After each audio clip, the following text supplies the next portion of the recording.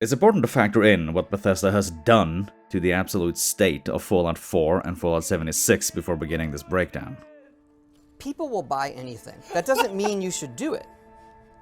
They will buy anything. That sounds terrible. That sounds real bad. I've never seen a company actually undevelop a game after launch. It's actually impressive. How could a company be this incompetent in handling their own products? How could a company effectively make their product unusable by a lot of their customer base? Or at best be less enjoyable than at launch of the product? Imagine if a car company did this to a car they sold you. A phone company rendering their phones unusable with a new update. Put it into perspective. How can every game launch Bethesda now dare to do? They are always in a state that's unheard of in the gaming industry, especially at their big age of, well, 25 years. And a AAA developer, to boot, a studio who made some of the most beloved games of all time. How can they get away with all this nonsense and still not hit rock bottom? It's utterly baffling. Every launch now follows the simple but frustrating path of launch. Broken piece of shit that needs to be patched. Wait ages for patches for it simply to be playable. Patches doesn't really do it. Todd comes out and says the game is received well. Game might be playable in a year. Major update down the road to improve a lot that fucks everything up again. Repeat. How? How? If I owned a company at the size of Bethesda, I'd be out of business in a handful of years. But somehow they always seem to keep their heads well above water. It's not that Bethesda has a lack of money, quite the opposite, but you still have to wonder when it will simply dry up due to, I want to say, incompetency. From many areas of the studio. In the past, I would have chalked it up to coincidences, being a bit clunky and bad in management. And I still believe, and I still think management is one of the main factors, but after so many years, after so many failed launches, declining quality, lack of soul, the corporate greed side of the company just isn't all that problems anymore, it seems.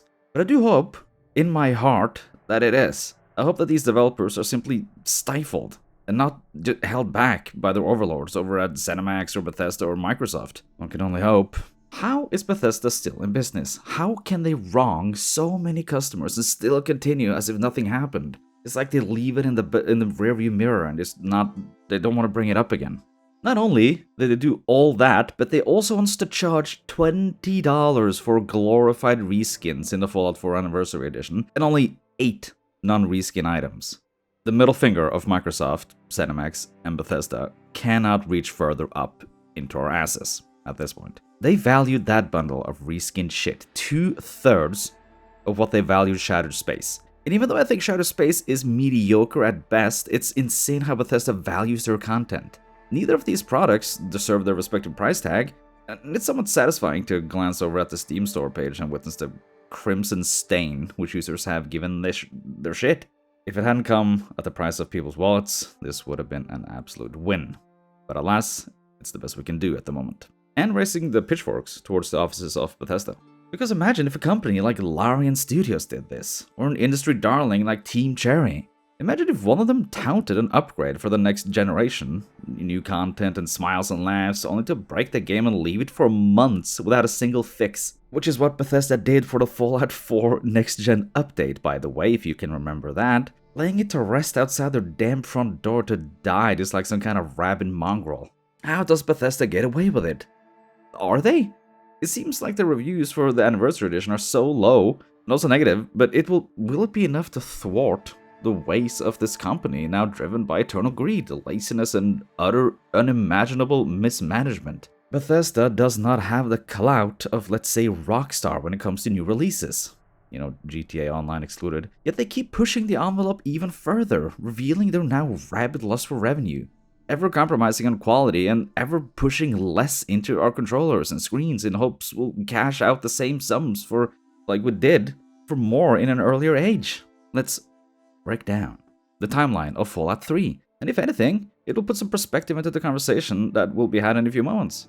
We gobbled up Fallout 3 with tremoring little dick beaters in October of 2008, and within a year later, Bethesda had produced, developed, and ultimately published 5 DLCs for Fallout 3. Operation Anchorage, The Pit, Broken Steel, Point Lookout, and Mothership Zeta. Mothership Zeta excluded. Most of these were positively received all in all, and all published within a year of initial launch of the main game. What was Bethesda smoking back then? Because the time it takes for me to make these videos. Hit me up, Todd. These DLCs contain unique locations, interesting stories. Mothership Zeta can kiss my ass, but the other ones really had something going on for them. They had that intangible sensation of something worthwhile, like I mentioned in the Starfield critique. So, from the ruins and incredibly somber and frankly morbid streets of Pittsburgh to the frozen hills of Alaska and to the totally fucked and inbred swamps of Maryland. My god, what adventures we've had in that game alone. And without much issue lore-wise and world-building-wise. An absolute marvel of efficiency, it feels. Now looking back at it, let's, to boot, mention that there were about some measly 70 to 100 dedicated coders, designers, and developers working on this.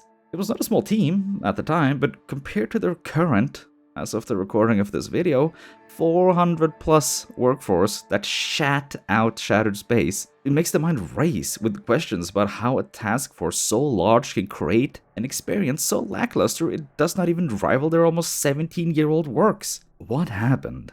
And Bethesda absolutely lost their minds under the acquisition of Microsoft, as the bureaucracy of the workflow stagnated the production down to about 70% of what they used to back then, with 5 times the manpower and talent. Don't get me wrong, I understand the direct translation of efficiency back then, and now have their variables in terms of, well, everything, but with a 70% decline, we have to start asking some questions.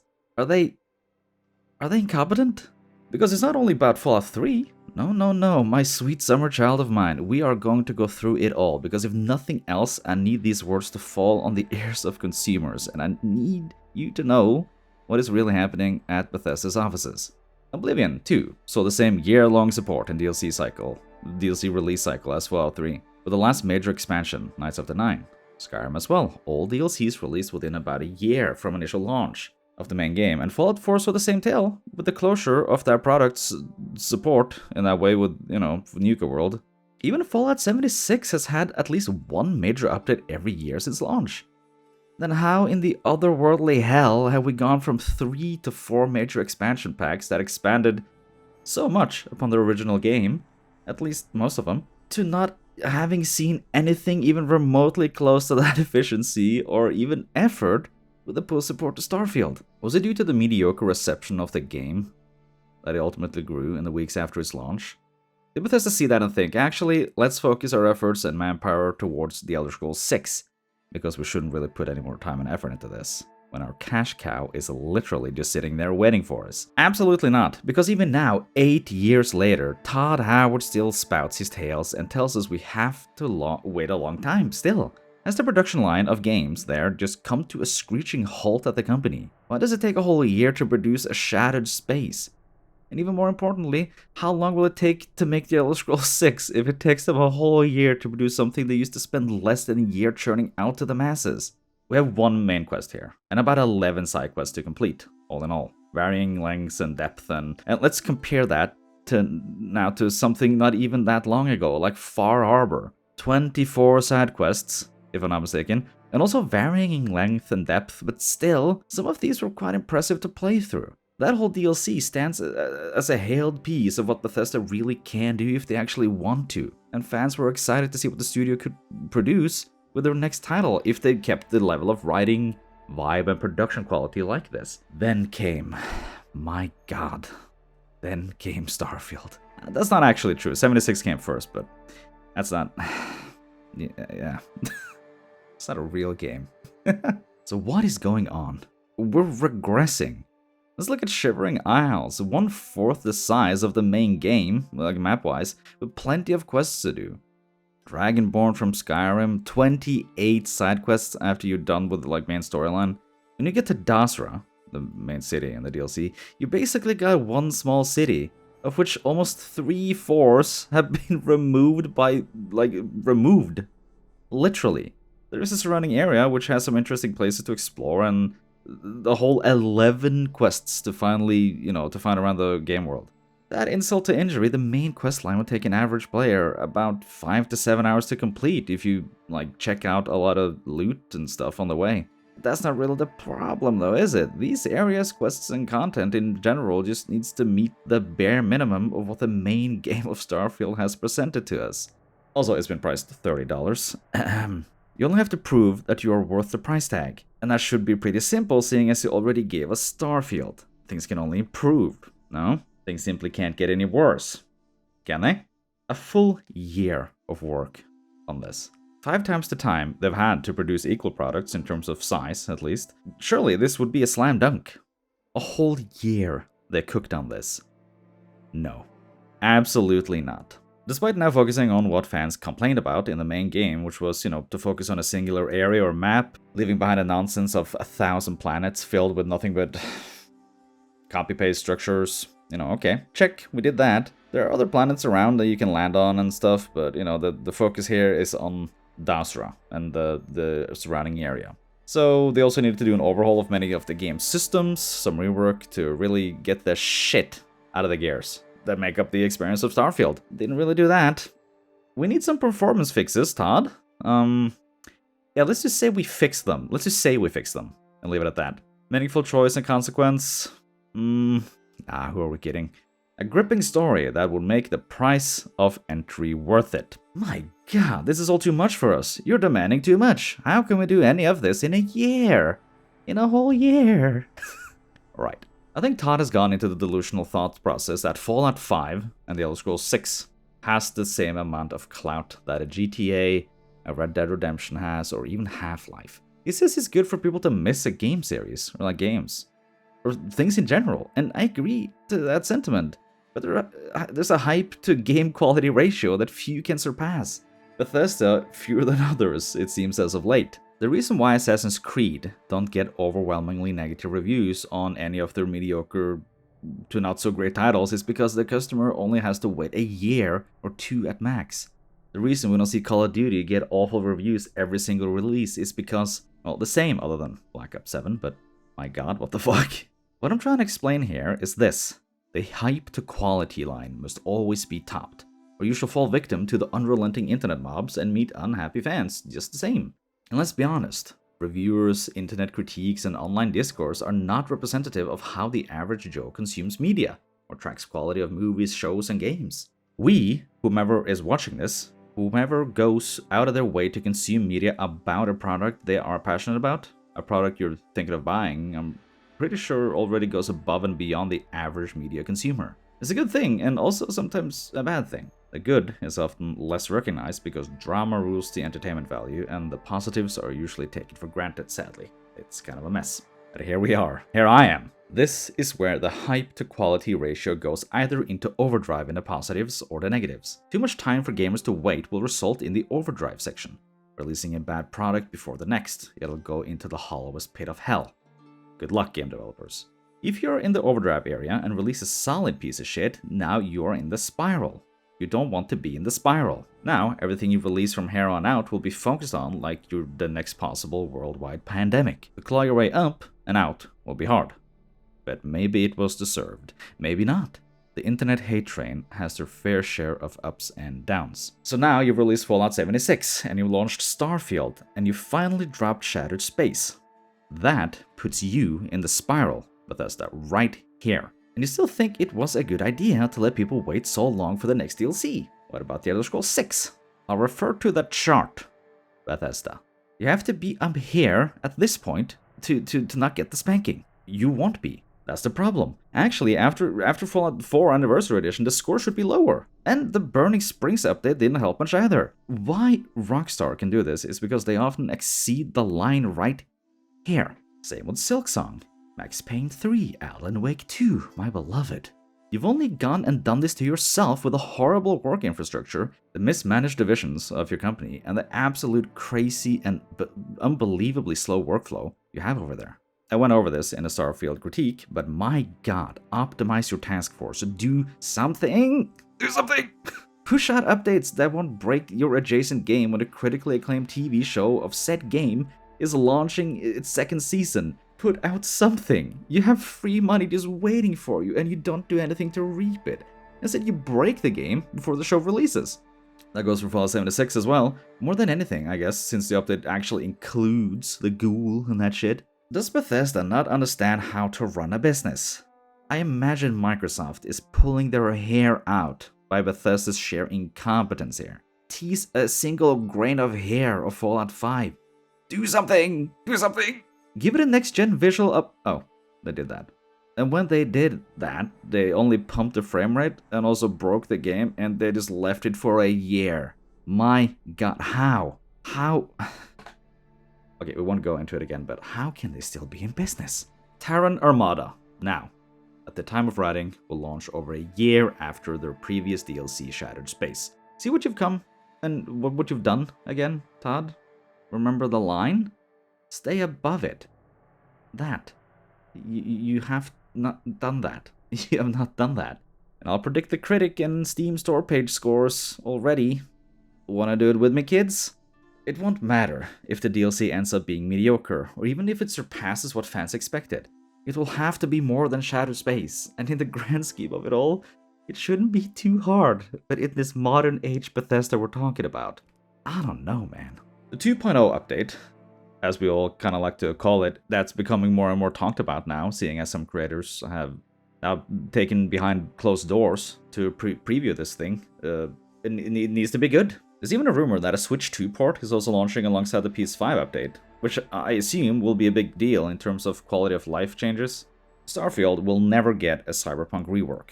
At the end of the update, it will still be Starfield, warts and all. I'm keeping my hopes up for Terran Armada, hoping they have fixed one of the Achilles heels of the game, the space traversal.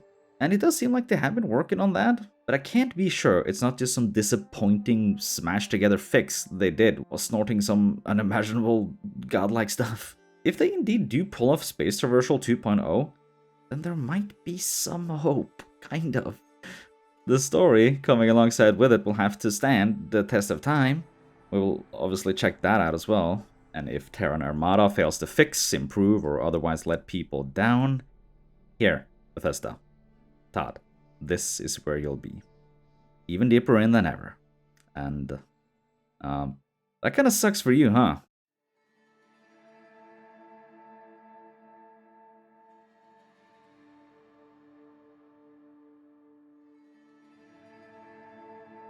All of that to say, Shattered Space is disappointing.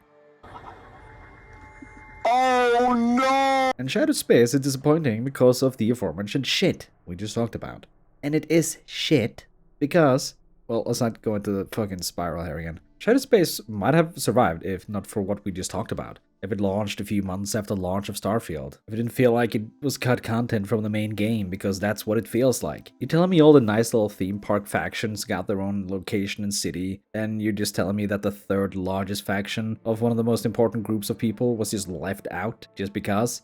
Nah, I don't buy it. I don't buy it. But if it was planned from the get-go, it's both brilliant and dumb as hell at the same time. On one hand, they build up the mystery that surrounds the faction that is House Va'ruun. Leave it in the dark when it comes to transparency, what they are, how they live, and their ways of life. They are portrayed as some distant and odd people who unironically worships a serpent that spans multiple galaxies. The Great Serpent. That one is true. Not the serpent, but you know, the people worshipping it. Have they discovered some deity among the stars no one else has? Does their god exist on the brink of their secret location? Is there more out there than the fucking Starborn? Ew. Come on. There has to be something more interesting than Starborn. Please, Todd. After the absolute dud that was the whole Starborn shenanigans, please let us have something. I will stand my ground when it comes to that whole mess, by the way, that it was added late in development. Why else would there be not a single reaction from anyone about this? Why is it not consequential or it hasn't anything to do with the game? Why did they copy the fucking Dragonborn name? It's so lazy. And remember these? Also, why has no one stumbled upon this planet and reported back to, like, anyone? It's just a normal system squished between a whole bunch of other ones. It's not hidden by some kind of celestial cloud, some enormous belt of debris or anything. Just another star system that just unlocks after you do the quest in the Oracle. A place that no one else knows about, just sitting there like any system. Like, what is happening here?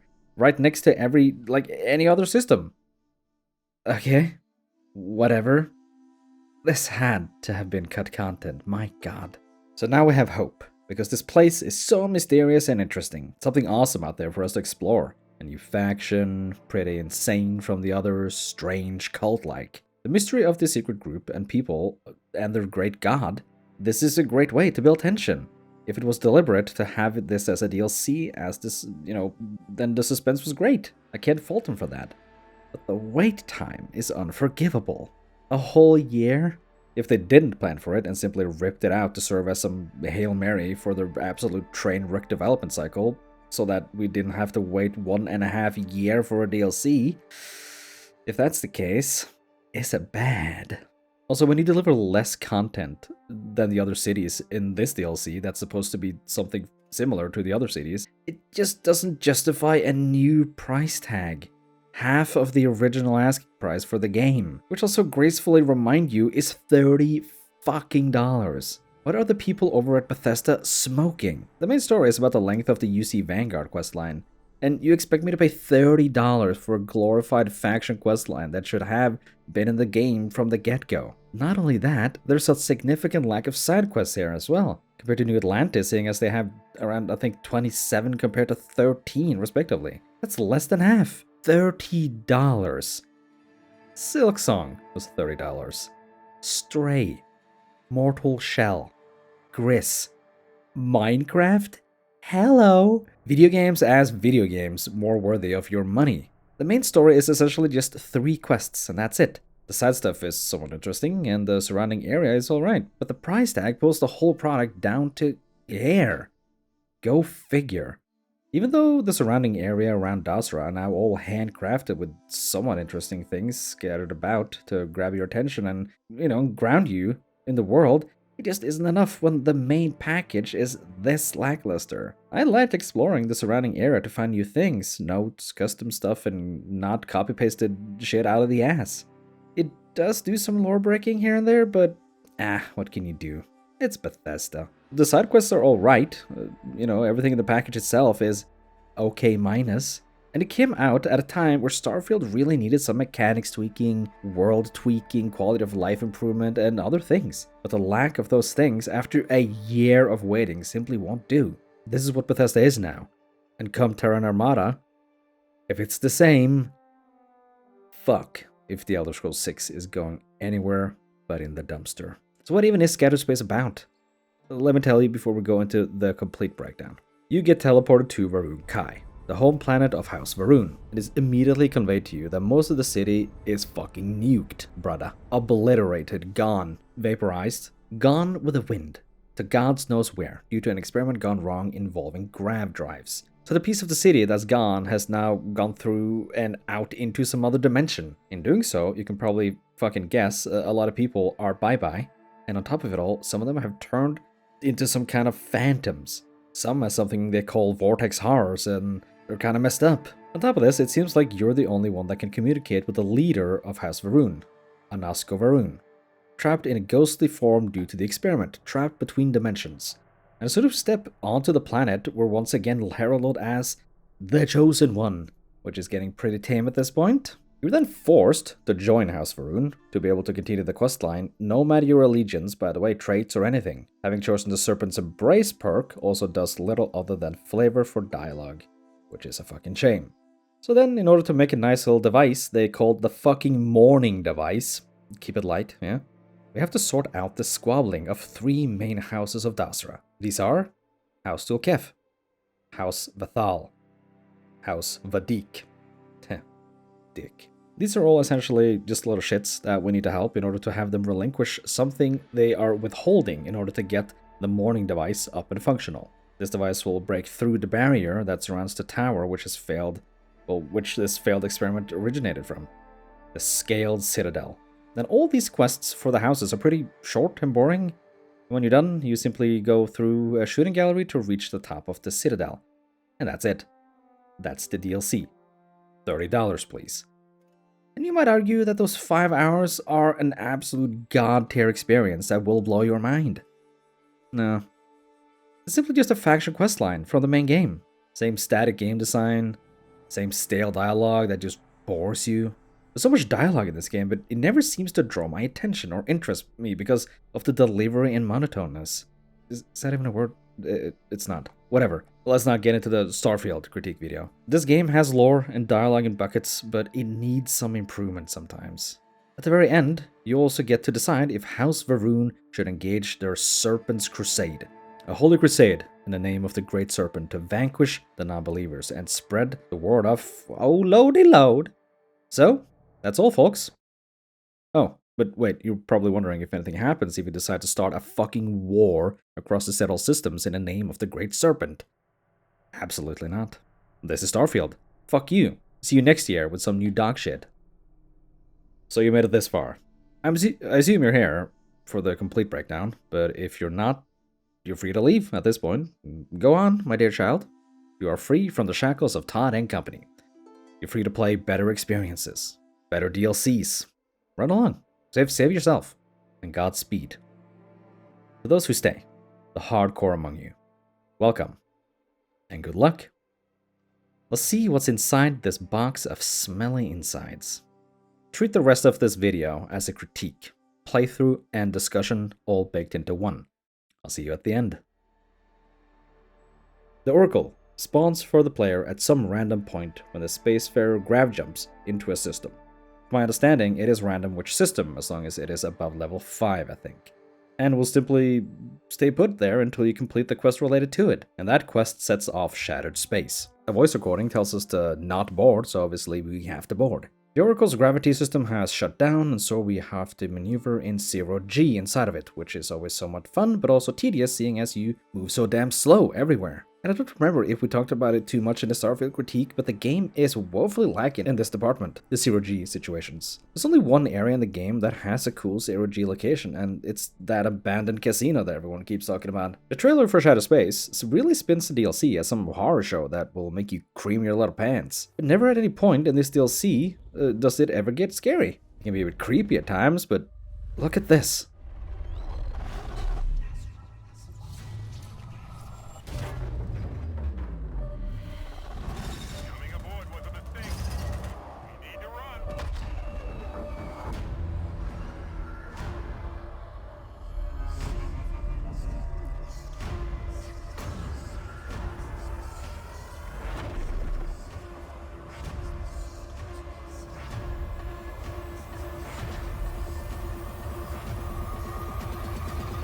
Compared to this. I cannot give up. You are strong. Concentrate.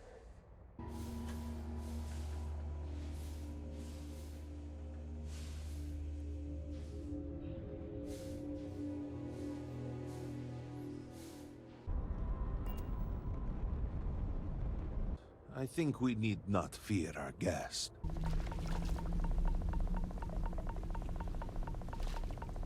A plan had been devised to access the Citadel, but Those interlocks cover our pods. Great Serpent, hear our prayer.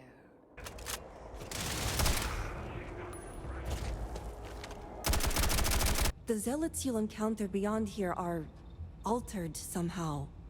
To be made thus would be to show them the Great Serpent's mercy. Defend the gate!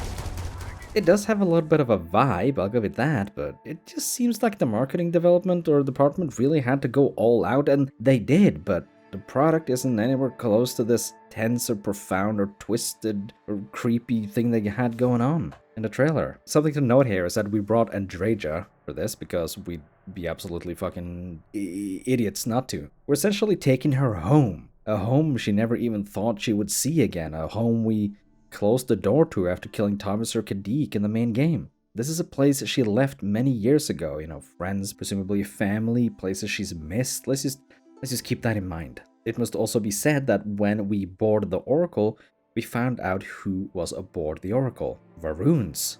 Andreja's people. Hello? These are your people, and when finding out and looting them, she just says this.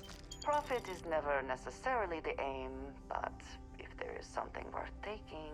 She should know this due to their armor and, well, the way they look. They have a look, don't they? Also, there's a whole gigantic room in dedication to the Great Serpent. Andreja, Hello? In my prior playthrough, she confesses that she has no knowledge of this place. And that's fine and dandy, seeing as the Va'ruuns are a selective sorts, and we'll learn more about that. But why isn't your mind racing with worry, fear, or even anything?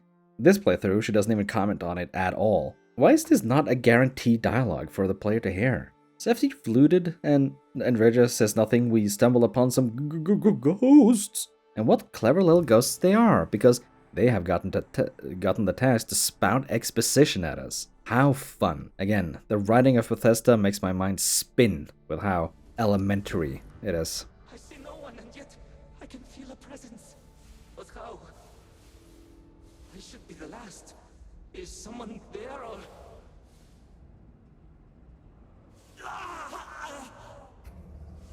My mind turns against me. I must return to engineering and make one last attempt to restore the power. No one talks like this. But essentially, he's just there for the player to get a direction to go. So instead of designing a clever route for the player to follow, or a puzzle in terms of doors and pathways or some environmental storytelling to push the player where they need to go, they said, fuck it, who cares, let's just have some guy literally say what you have to do. You already have some tools here at your disposal, Bethesda. You know, these walls, the glowing ones? Yeah, they push you back, teleporting you in some way. You already have a method of, you know, building an interesting pathway to where the player needs to go. Do something other than this. I must return to engineering. But alas, we do as Daddy Todd says and go on. We go and turn the power on and learn that the failed experiment we're witnessing was their attempt to meet the Great Serpent, and how the experiment was a project their leader, Anasko Va'ruun, set in motion. I don't know what the pants situation at that toilet meant. The measuring tape, though. Yeah, I see you. Also, what the fuck was this panel thing? Is this Bethesda's way of being spooky? Come on, it's painful. So the project has gone wrong, and they keep jumping locations due to this, and the corruption spreads as a result. We need to get to the bottom of this. And isn't it just such a cliche of Bethesda to always have these places deserted with no survivors? Wouldn't it be cool if a small group of survivors made it that you could bring back and, you know, bring back to Dazra? If you're the chosen one always, you know, they always tell us we're the chosen one, give us at least the hero feeling that we're saving people sometimes. It's just an excuse for Bethesda to do less innovative and complex writing. These places, this goes all the way back to Fallout, by the way, it's gonna be a pattern which you can't unsee. I'm destroying your way of looking at this, because every place is always deserted. There's no survivors, it's just always empty. A lot of the times anyways. It would be cool to just meet a whole bunch of people, a group of people that you have to, you know, get somewhere or do something with or discuss. You know, it's always just nothing there. It's sad. Also, Andreja says nothing when I play us a voice recording about Dazra. Great. Whatever. There's also a trash compactor mechanic here. That was fun. You have to find a way out before you get squeezed to death, and obviously I had to see what would happen if you didn't open the door. The press itself is super slow, so any brainlet would do this without much issue. But I almost expected Bethesda to cheap out and simply not have it kill you. But they let you die, which is nice. Also, this guy, man. These damn controls! Why would they not respond to me? Work, damn you! Stop talking to yourself. Andreja only has this to say when we jump to her fucking home planet.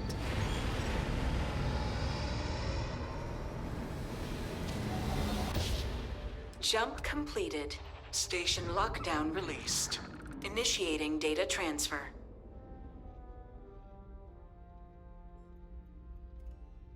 Incoming transmission. This is Dazra calling the Oracle Station. We've received your transmission. Your orders are to send a representative down here immediately. It appears we have much to discuss. Poor Sirak. So close to seeing their efforts realized. What?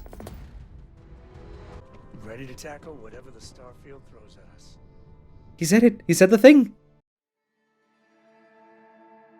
So we land in Dazra, and are met with threats, suspicion, and also immediately after landing, this happens.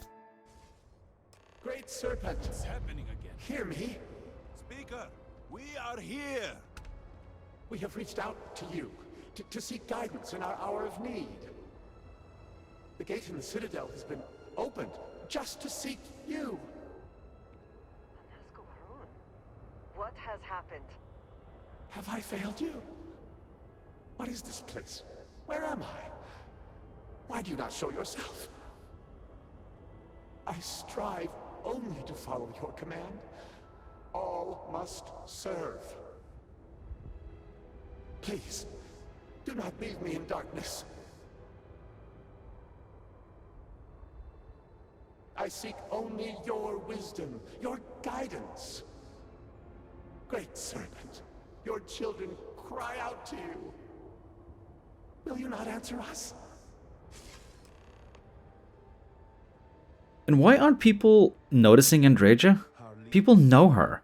So these people cannot hear him, this Anasko Va'ruun, their leader. They can only see him, and it turns out that we can hear him. We're the only ones. It's also very convenient that everyone just stands around silently when he's appearing, so that we can hear him talk, because no one in this game can ever talk over each other. I mean, I've talked about this in the Starfield critique, but it's very apparent, isn't it? He's gesturing and pleading for help visually, but they all just stand there silently around him for his benefit, or our benefit, I should say. Only one person talking at a time, you know. That's what this game engine can handle when it comes to dialogue. Or the dialogue design, I suppose. It should be faulty, because I have heard people talking over each other, but it's very awkward and strange. The Bethesda way, so to speak. So now we've effectively become this link between Anasko Va'ruun and the people of House Va'ruun, and I shit you not, we are officially heralded as the Chosen. This outsider has been chosen as the most unlikely vessel for the Great Serpent's divine provenance, and she will help save us all. How many minutes are we into this DLC? Again?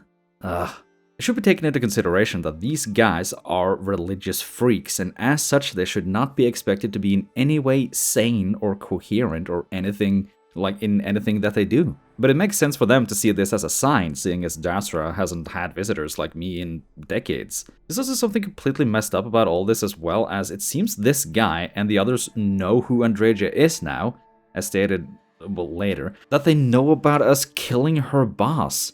But he does not comment on it now that Andreja is back? What the fuck is this writing?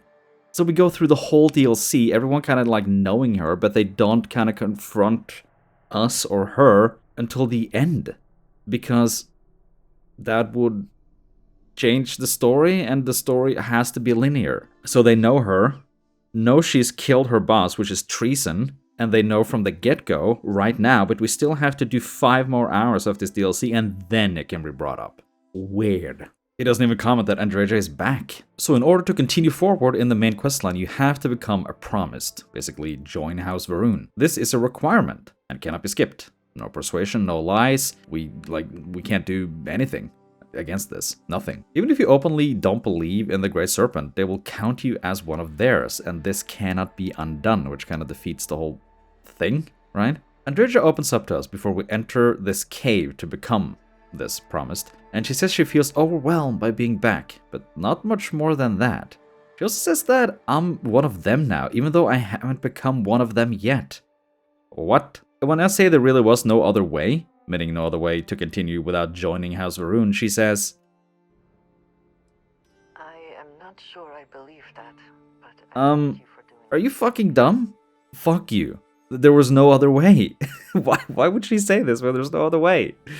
So that whole interaction lasted for exactly 2 minutes and 17 seconds. That's Andreja's, that's Andreja opening up to us after coming home, after like fucking years or decades, I assume. Real impactful, real emotional, Bethesda. What a joke.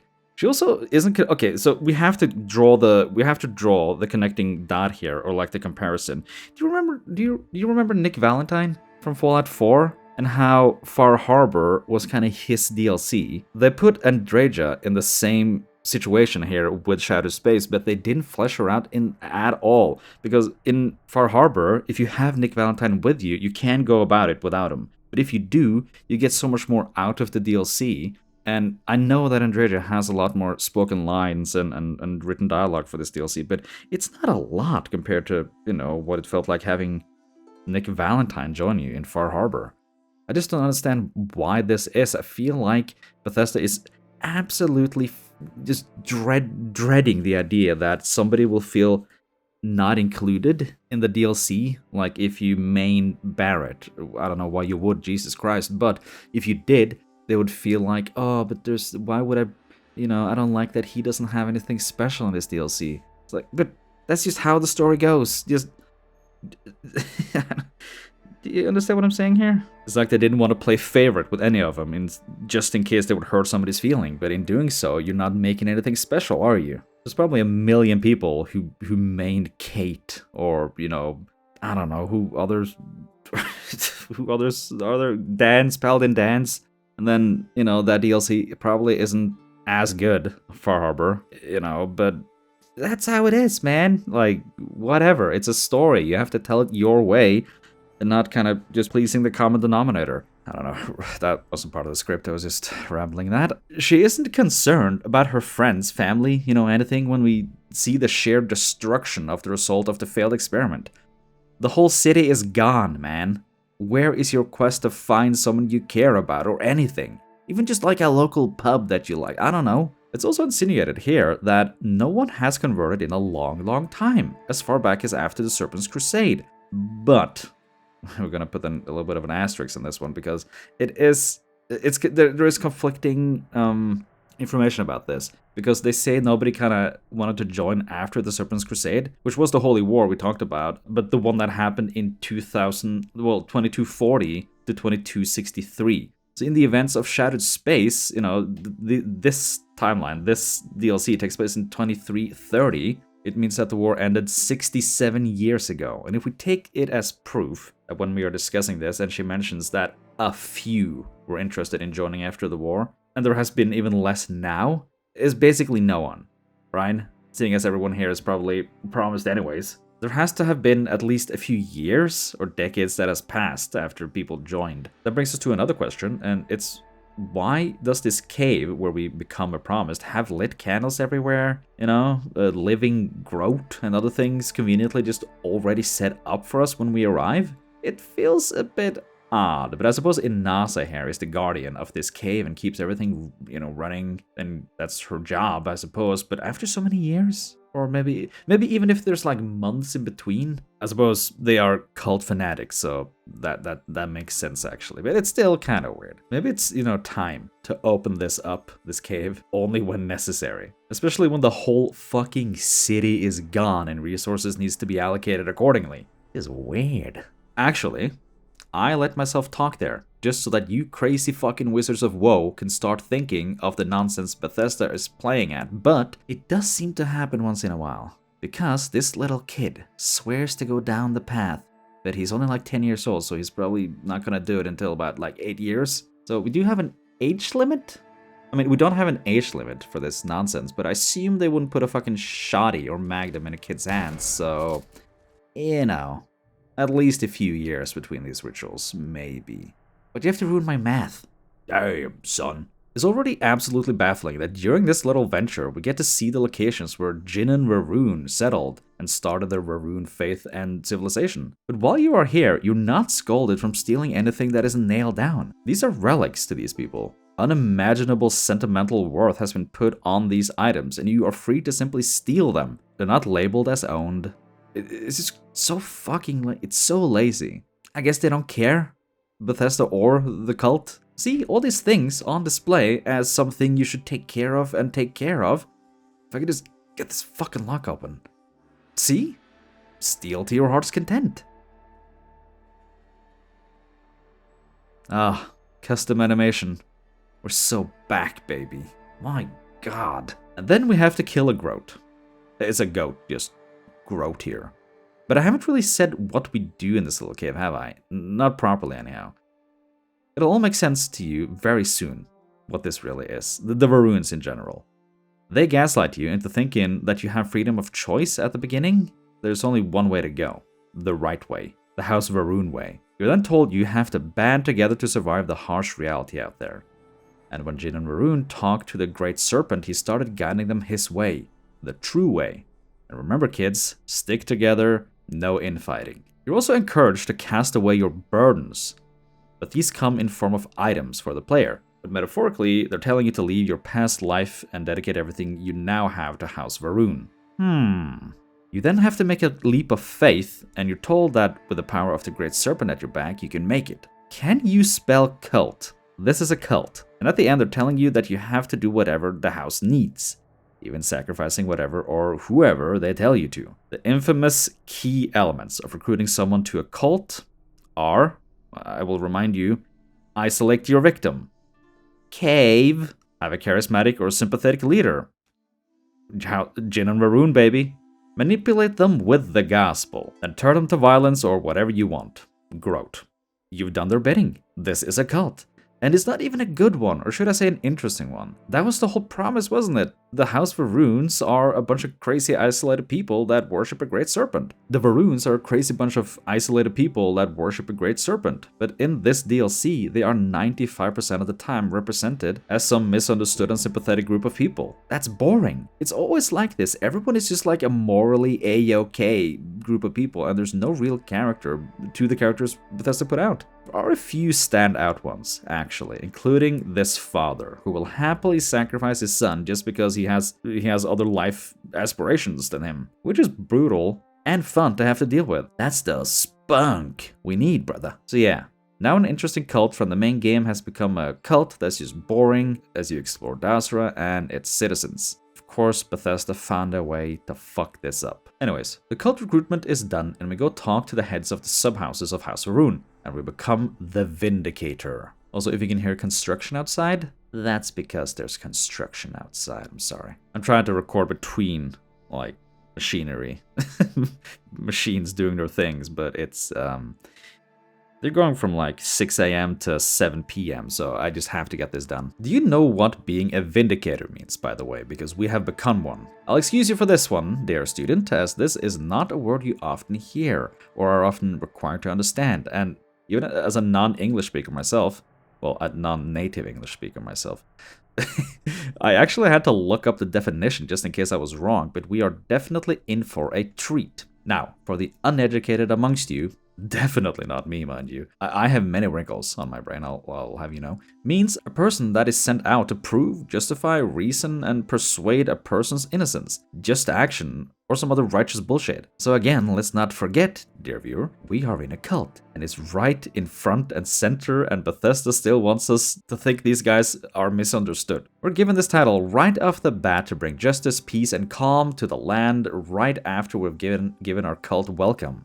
It's not that being in a cult would be so bad in this DLC. I would have liked that more than the alternative, but it just seems so lacking when every aspect of the DLC is just a bunch of people who are misunderstood, who aren't really as tough as they seem, and, well, the opposite of what we've come to know from the lore of the main game. But it has to be said that most of the lore we've had from the main game about House Va'ruun is from House Va'ruun's zealots, but also sometimes from the governing bodies of the settled systems. So we have a little bit of mix, like, no, still, when I come to think of it, even the UC people are like, these people are crazy, they're fucked up, we shouldn't deal with them. Why do we trust them? The fanatics will spin the tale of the madness, but even the official governments find them mysterious, untrustworthy, and altogether messed up. You see them and you meet them, and they're just a Freestar collective, but on the other side of the settled systems. Who cares? Some have some concerning ways on how to rule the house, but nothing is going to be done unless the Spacefarer says it, or like has a say in it, which makes the whole organization seem hesitant and weak. It's not that the burden cannot be put on the Spacefarer, but it seems too big for them in this time and place. Fallout New Vegas has you mingling with factions, groups, and leaders, but ultimately you only side with one of them if you want the game to go the way they want to. And on the antithetical, or rather opposite in a way, you go to their leader and talk them down for their decision. You don't really get that here in any mission, I feel. You cannot talk the father out of wanting to kill his son. You cannot change the minds of the leaders of the sub-houses of House Va'ruun, seeing as one will always go against starting the Serpent's Crusade and one for at the end, and one abstaining. And your vote would be the one that decides what's gonna happen to their people. So it's left in your hands if the people should start a galaxy-wide holy war in the name of the Great Serpent or not. And if you do, nothing happens, as stated earlier. What the fuck even are these choices? What's the point then? You see how this feels compared to the points I made with New Vegas? Absolute madness. Anyways, at the end of this dungeon, we are greeted with a fucking victory chest.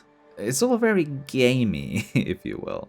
It doesn't matter. Loot's dope, I suppose. But in this game, it's rather lacking after a few dozen hours. It's just that there's little variations to weapons and armor, and it becomes dragged down by it. Credits are neat, but like I said, what are you gonna spend that money on? Spaceship parts, I guess, but you never use the ship anyway, so what's the point of anything? So we meet the heads of the sub-houses of House Va'ruun, and get told that the experiment was a failed attempt to go meet the Great Serpent, as Jin and Va'ruun already did, through some grab drive shenanigans. The plan for us is to attempt to save Anasko Va'ruun inside the Citadel, and find a way inside said location. That to happen, we have to continue work on the Morning Device, a project that they started to attempt to breach the shield around the Citadel. But, okay. I'm no rocket surgeon. Couldn't they just make a helicopter or just use a damn starship to get on top of it? It looks pretty open to infiltration to me, buddy. Unless the orb kind of goes all the way around but isn't visualized. I kind of get it, but from what I'm seeing here, you're all just lazy. Just get a ship in there, like a helicopter. So, the council, the sub-houses, each are shitty crybabies that want something before they give us what we need to continue the project. Each of these houses are soft locking the project until we do their quest. So we do it. So we go to House Dul'kehf, and House Dul'kehf wants to find, learn and acquire something called a vortex interlock, something Anasko Va'ruun thought would push their research to another level. So this seems important to them to learn more about. That's about it, so we gather our shit and head out to where we need to find this thing, and, well, this happens.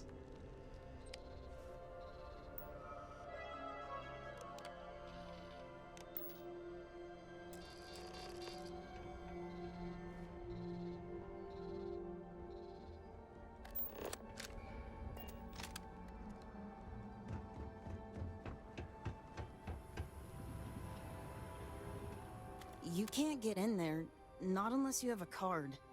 The game tells me to figure out how to get inside the dam, which is where we need to go, and just points us to a nearby random child. What? Why? He's not even close to the door, and it would make no logical sense for me to go talk to him. He's not even spawned in before we interact with the terminal at the door. Weird. Bethesda logic, I suppose. Instead of having me look around for a nearby location, find a clue to lead me to somewhere, or to solve a puzzle on site, they just go hey, maybe check out that kid over there, man. Again, odd. So this is just an extended gripe I have about quest marker fatigue, because in no reality would I ever do that. In no reality would I just go find a random kid after having a locked door be a hindrance to me. Weird. So we go see this Kevil, because the kid found a card and gave it to him, I suppose. God, I can't wait. I'm coming, Henry. My God, I'm coming. Oh, it's not that Kevil. Fuck. Also, it seems that Andreja knows this Kevil, but has not said hello or anything. Also, what was the point of this character? Why wouldn't the door just be hacked? Why couldn't we just hack it? We'll get into it, don't worry. We explore the seaweed farm, get some lore in, and I'll tell you what, sports fans, the lore isn't that bad. Exploring areas is fun in this DLC. It's just that there's not a lot of it. That's the problem. Remember the scale, Todd? So we get the card rather unceremoniously after just having a wee chat with this imposter Kevil, and just having Jay just spout cult gospel. Good. So we enter the dam where the secret experiment was held, because that's apparently what happened here, and now we get more information about the vortex interlock. We get threatened by some Vortex Phantoms to turn back, but obviously fuck that, so we go further in and we meet the whole family of Phantoms who have been placed here to guard the area for Jin and Maroon, his precious little secret experiment that Anasko Va'ruun got wind of, or learned naturally from him. I can't remember, but it doesn't really matter. Also, listen to this. You have the interlock speaker, and the sum total of the data gathered is on the slates in your possession. Well, then I have all I came for. It is time to leave. You, Phantom. One final order awaits you. We exist to serve, Speaker. I know you do. My grandfather insisted this place remain secret. Known only to him. Known only to the Speaker. No one else. As the Speaker wills it. Sir, please. Have we not done all that was asked? Oh, you and your team have served well. But your service to me is at an end. Now you shall serve the Great Serpent directly. Yeah, this isn't really painting their leader as some kind of benevolent leader, huh? He's kind of, mean. No? At the end of this dungeon, we get the option to take one or several Vortex interlocks with us. They are the experiments House Dul'kehf wants to know more about, so we get at least one, killing one of the Phantoms here. They are family, it should be said, and taking more will kill more, because they're all connected. Do I care a single ounce of shit about any of these Phantoms, though? That's the moral quandary here. They've been trying to kill me ever since I stepped foot in here. Why even have this be a moral choice to make? Oh wait, that's not really the moral question that Bethesda has in store for us. No. Listen here to what they were able to whip up here. If you decide to hoard these things, just in case we need more for the morning device, you'll end up killing the family down here that are sworn to protect the place. But there's more. Remember Cavale? Sweet little Cavale. All alone in his little seaweed farm just down the road from us, and oh, sweet Cavale, how I remember you so fondly. Well, that place gets filled with toxic water if you take more interlocks, as they also help the dam regulate the power or some shit, I don't know. And I don't remember how that's a bad thing for Cavale, because he's told us he doesn't even want to be there anymore. The rest of the city might be affected, I guess, a little bit, if they like seaweed that much, I suppose. I also do some research when making these videos. I know, shocker, right? And I've come to notice something incredibly sad and telling of where Bethesda's community is at. A place like this, it has a bit of lore, characters, and it's part of the main storyline in Shattered Space. It suffers consequences should you decide not to do, a quest a little bit different to some others. You know the thing. You know how this all works. And even with all this, with all the things mentioned, like it's part of the main thing, it has consequences to it if you do something, different from somebody else, there is still fuck all about this place in the wikis. I don't use wikis as my main source point of info. I get that from exploring the game, but it's always fun. It's always handy to see if I miss something crucial by going on one of these wikis. But no, fan engagement is at a rock bottom low. They haven't even filled in anything other than this. My God. Knowing the fans of any game with a decently loyal fan base would be rabid to insert any single sliver of meaningless shit into these entries, and I get it, I do, but seeing as a game as massive and popular, I suppose, according to Todd and crew, just makes me realize how low fanfare is for this title and the DLC. Remember the spiral, Bethesda? Anyways, if the farm floods, little Cavale can go get fucked somewhere else and some people might come comment on it. That's it. Nothing more really happens other than the Phantoms in the dam dying. Remember what I said before? Me not caring if a group of people that's rabidly, trying to kill me, dying? Yeah. Well, I imagine not a lot of people would care either, so that's why they have the farm there. A second failsafe for Bethesda to jingle in front of our eyes, because I imagine that later in the dev timeline they realized that this was shit when it comes to like a moral choice, and had to involve some innocent citizens into the mix. That's why the door can't be hacked or gotten into any other way than the keycard Cavale has. Or Cavale, I can't remember.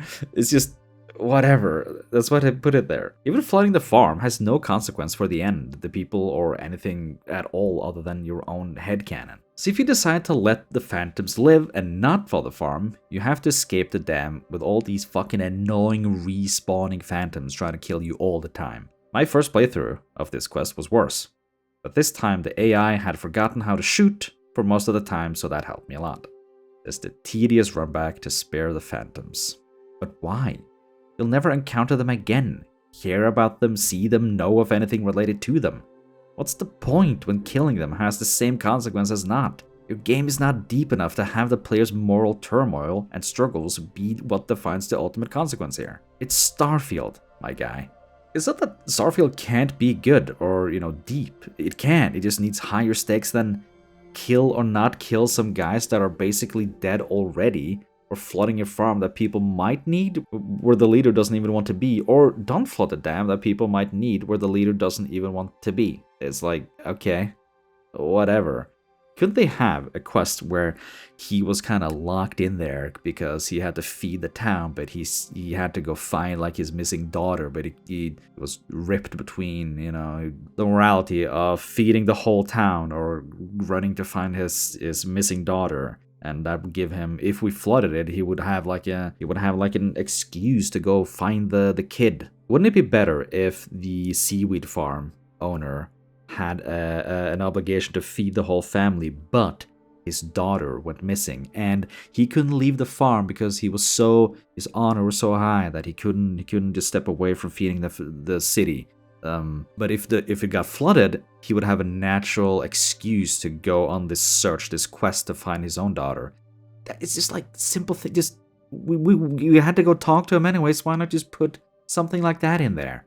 And I just came up with that on the spot. And if you get paid to do this, I don't think the writers, I don't think Emil goes back and rewrites his stuff, or like goes back with a critical eye and reads his quests and doesn't think, okay, maybe this part needs some higher stakes, or maybe we can drop this part, or have a natural flow into some other kind of moral, or another moral choice, or a shooting gallery, or why would this make sense in, I don't think he goes back at all.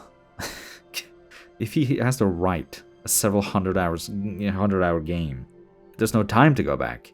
And I know there are like 3 writers listed now. Wow. What did Baldur's Gate 3 have? Like 12? Anyways, I'm rambling. This is not part of the script, as you can obviously tell. So we return to the guy who might need the interlock. He doesn't even need the interlock. That was the quest. So when delivering this, we are tasked to go meet Anasko Va'ruun, the ghost guy, the ghost leader, because this lady thinks that, he's in a cave. So before helping the next house, we are told of a vision the herald has of a cave nearby that we should check out. She says I will find Anasko Va'ruun there, and that I must finish her vision. It's all based off of her vision's belief and faith and nothing more, so seeing as this newly revealed cave actually exists when we arrive there lends credence to the possibility that other people, other than the Spacefarer, have powers. Not the same, obviously, but there is something here that suggests it, which is pretty cool. I don't count Starborn as other people. They are non-characters. The cave is full of vortex horrors and has some cool little effects like these, indicating that there is indeed someone here with me, walking among me. Almost. If the spoilers in the subtitles didn't give it away, Anasko Va'ruun is indeed here, chanting his little heart out for us. Why did they have to spoil it though? So dumb. Just have ominous voice. So you talk to him, lost in the void, desperate to serve the Great Serpent. He then sees us, and since we only talk to him for 2 whole minutes, we don't really learn anything other than what we can hear, that we can hear him. Like, we already knew this. He then sees us, and since we only talk to him for about 2 whole minutes, we don't really get to learn anything other than that we can hear him. What? We already know this. He then says that the experiment is still in motion, and that I should make my way to the tower. Yeah. Why do we need to hear this, game? We already know all of this information. It was always, said that we need to go into the Citadel. That's why we have the morning device. That's why we need to get in there and try to save you and see if you're there. Why did we need a whole quest for this?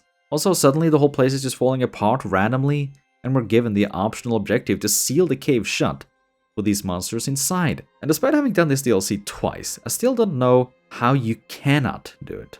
Let me make it clear. As soon as you exit, the cave will automatically collapse behind you. Why have you given us 2 quests when one of them is, well, something that will happen regardless of what you do? Why put this as an optional objective when it happens no matter what you do? Okay, so let me show you. I don't have the clip for this, but I found it on YouTube. They mean for you to shoot this thing in the ceiling. And after the cave entrance itself falls down and blocks it regardless, and after the cave entrance itself falls down and blocks it regardless. What? Why even put this in here? It'll be sealed anyways. And if we didn't, they should have had us suffer some consequence from not shooting this little note in the ceiling. Have the cave be open, you know, for the vortex terrors to be roaming out from. So that the area is now more hard, you know, it's difficult to maneuver the terrain. Anything. We are then asked if we figured something out. No. What was the point of all this? Todd, I just want to talk to you. I just want to talk to you. Come here, buddy. Come here, buddy, old pal. Come here. I just want to talk to you. Come here. I just want to talk to you. I'm not gonna hit you. Why did we need a whole quest for this? We already knew everything that was said here. This is just padding. In technicality, we should just remove half an hour from this DLC because of this. So dumb. House Kadik. Kadik. House Kadik needs assistance in some drama involving zealots. They've captured some of the people of Dazra, and we are to help. These people are apparently of a house much like the others we find in the DLC. So this one is minor by a long shot. House Malene. Lean dick. It also comes to light that this bitch has been doing dealings with zealots at large, and she has use of them for her own political gains. We need to talk to one of her associates, Mirek. Mirek? Mirak? Oh my. Because he knows the location of the hostages and he won't tell her, because he's afraid he'll be compromised and hunted. So we go upstairs and simply ask him, and we simply get it without much more hassle. Okay? Earlier, she tells us all the things we need to know to get the information out of him. How to trick him, manipulate him, and grease him up. Why couldn't she have done this herself? Isn't she the damn leader of the house? No? All must serve. No? Shouldn't that be the only thing that she says to him? And he should immediately obey? Everyone else does. Threaten to have him killed for heresy if he doesn't, I suppose. This is your operation. What the fuck? So how do we get this out of him that the damn chief in charge with all the powers couldn't do? Let's see. I just say I need to find this place. He says I'm ridiculous. I tell him I know his position in all of this. And I say all must serve. He says no, and I just do a simple persuasion. Done. His life is now probably forfeit if they ever find out, and we have our location. That took us a minute, I think. It's not that the persuasion is bad, it's just it didn't feel like a major thing. When we leave, we have another member of the house tell us that we should let the hostages die to teach their leader a lesson for being a silly little bean. Since she's supporting them, the zealots, and in an upcoming meeting, she won't have any leverage to tell them to fuck off and essentially giving them more power. Why would we ever give zealots even more power? So the dilemma now becomes sacrifice a few hostages to weaken House Malene and the zealots, making them have no power in the upcoming meeting, or to let them live and have to persuade them to back off later, which they do. So, surface level, it seems pretty decent in terms of choice.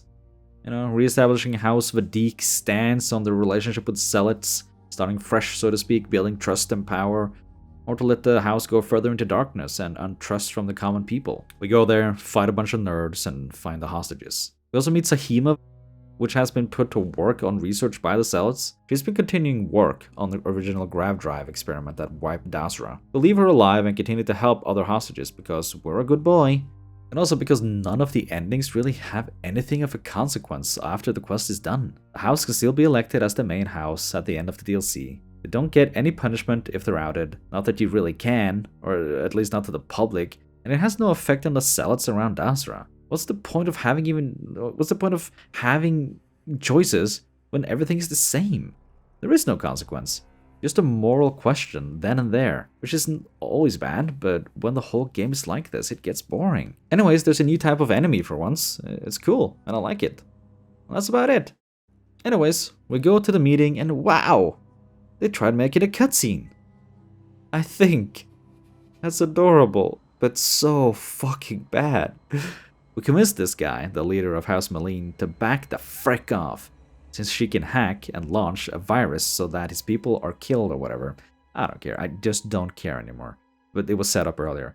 I'm sorry I don't seem as focused as the Starfield critique, but this DLC just isn't worth it, man. It's just more Starfield, and Starfield is bad. So we give Sahima's research to the people working on the morning device. That's it for that house. I'll have you know that we are already at the penultimate point in the DLC right now. House Veth'aal. We saved the most interesting one for last. Well, kind of. House Veth'aal needs help with some family drama that I kinda spoiled earlier. You don't care. Nobody cares.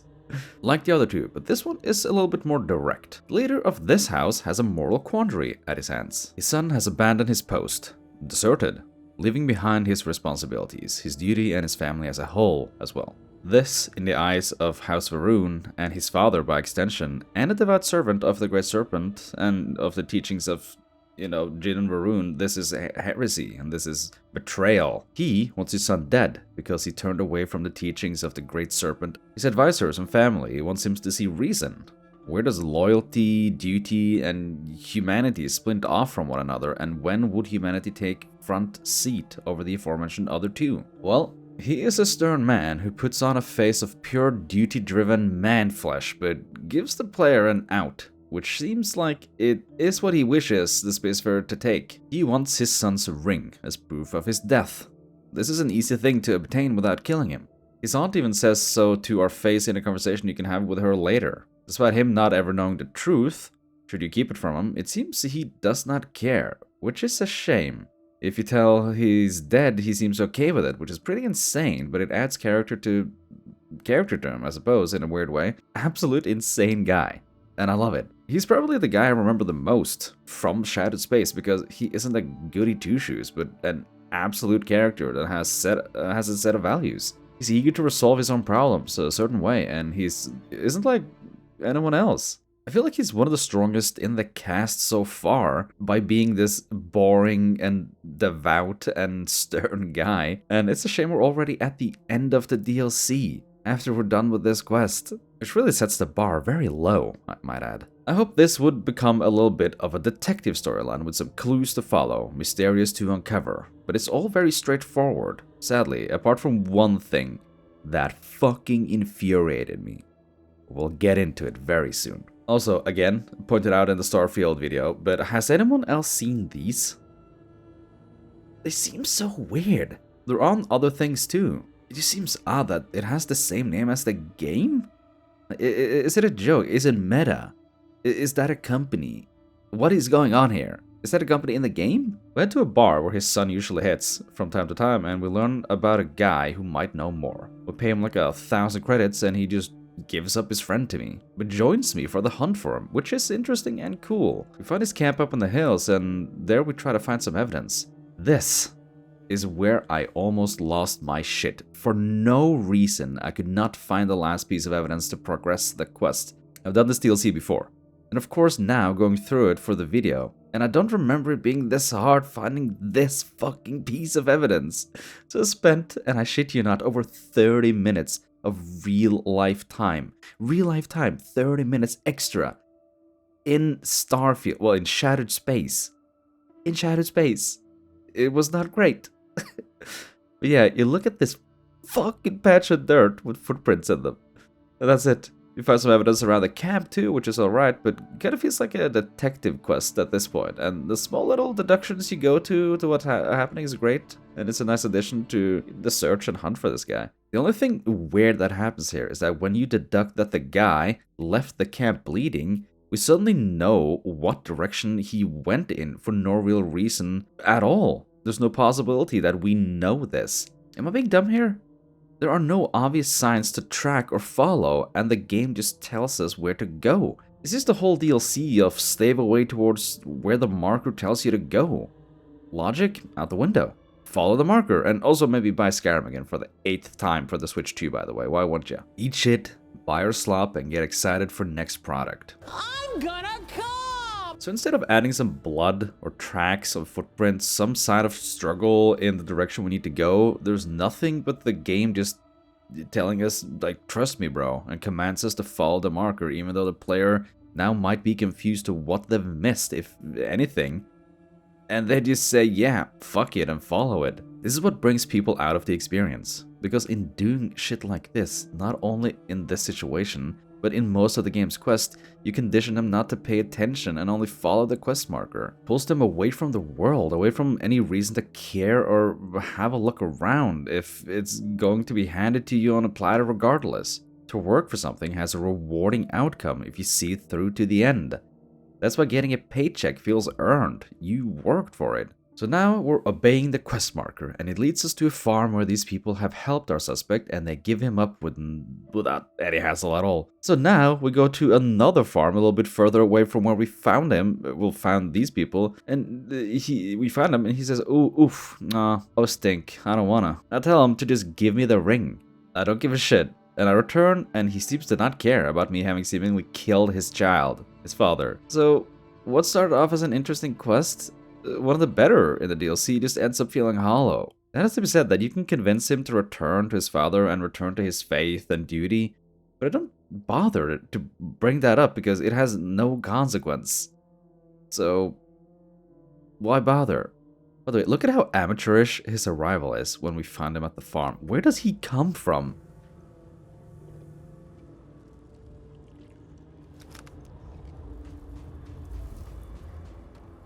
It's been a minute since I stretched the old legs.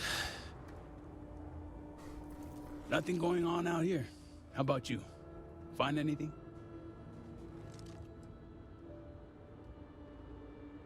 Sounds like it's a waiting game then. It seems I have uninvited guests. He's just there all of a sudden. Mind you, I've been exploring this place for a long time. So you get the option to rat out anyone who helped his son when you come back, regardless if you bring his son back or not, which is a nice role-playing thing if you want to be true to the ways of the Great Serpent, or just be a strict military shitlord. It's also nice that you can tell his aunt that he's still alive, but it doesn't really go anywhere further than that. So now we can get access to the power grid that this house has walled off from us, and that means going to the Citadel. Fire! Shall pierce the shell of the world. Focus. Beam on target. Compensating for recoil. It is working. Steady. Attempting to stabilize graviton. Fluctuations in the grav field. Hold. Hold! We cannot fail the speaker now. Rerouting power. Burning out. Enough! Shut it down!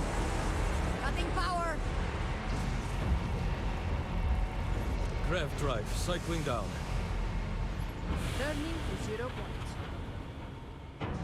From here on out, Bethesda has orchestrated a 1 to 2 hour long shooting gallery that sometimes offer the odd bits of lore here and there, and the shooting gallery is fine and dandy, but when the combat is mostly just serviceable, it becomes tedious when you really just want to get to the top or wherever you need to go to figure out what the fuck is going on and how to hopefully save the city from this fuck up. The combat isn't good enough to do this for 90 minutes straight, and I know. And I know that you can have fun with the combat like this.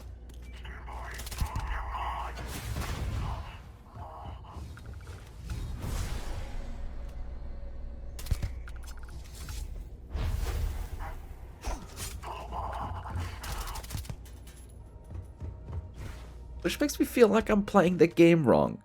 But I think it's just a case of sweaty-litis. It's here that you learn that the insane plan of Anasko Va'ruun and what he has in store. He wants to use all these guys over here, the Vault 111 experiments, for his army to start the Serpent's Crusade. Here, you either say yay or nay. Okay. If you say no, you go up a bit and fight him, and it's all over. And if you do help him, you start the Serpent's War. On your way out of this place after defeating him, it's also expected that you have the boost pack skill, because the drop from this distance is lethal if you haven't.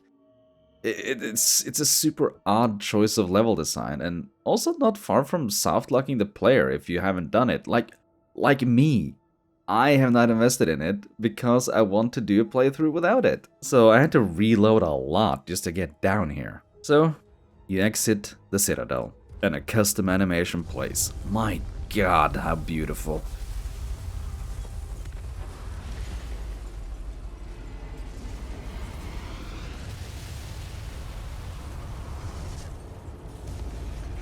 So you get taken back and you talk to the heads of the subhouses of House Va'ruun. Here, you basically have a little bit of a chat about if you should do the Serpent's War or not, because you tell them what happened in the tower. How Anasko Va'ruun was insane. And like I mentioned earlier, one will abstain, one will be for, one will be against. So it falls upon the Spacefarer to this is just off the script now. The script is over. The script is over. So you get this choice to really start the Serpent's Crusade or not, and that's it.